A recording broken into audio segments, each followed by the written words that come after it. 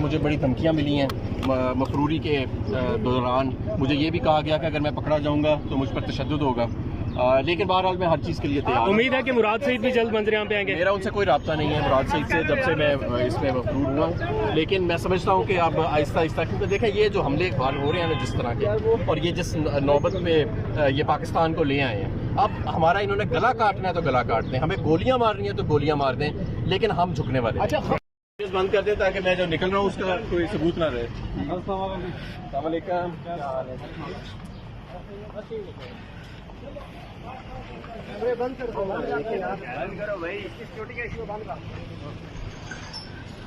گاڑی کے نانا بنانا فرنٹ سائڈ پہ بنا لیتے ہیں.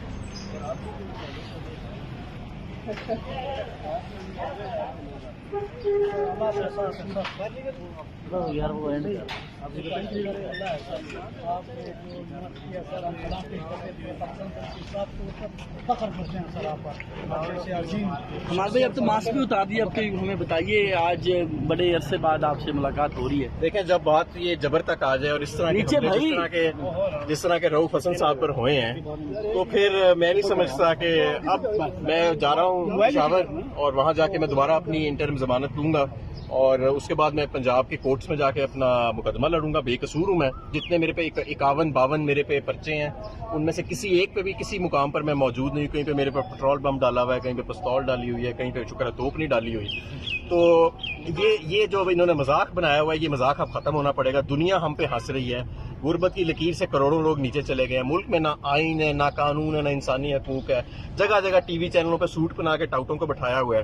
اب پارلیمان میں بھی آدھی پارلیمان آپ کی جعلی ہے، فارم 47 پر ہے، تو کہنے کو ملک چل رہا ہے. تو ایسے تو نہیں ملک چلتا.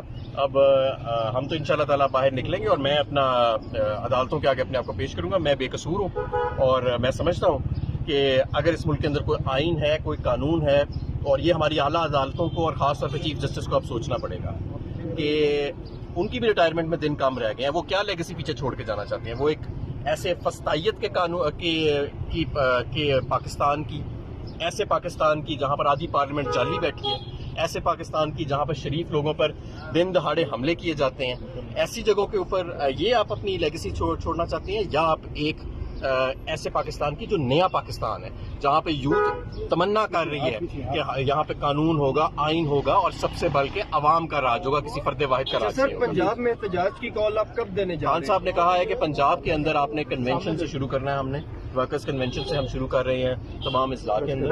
اس کے بعد ہم انشاءاللہ تعالیٰ بہت شکریہ.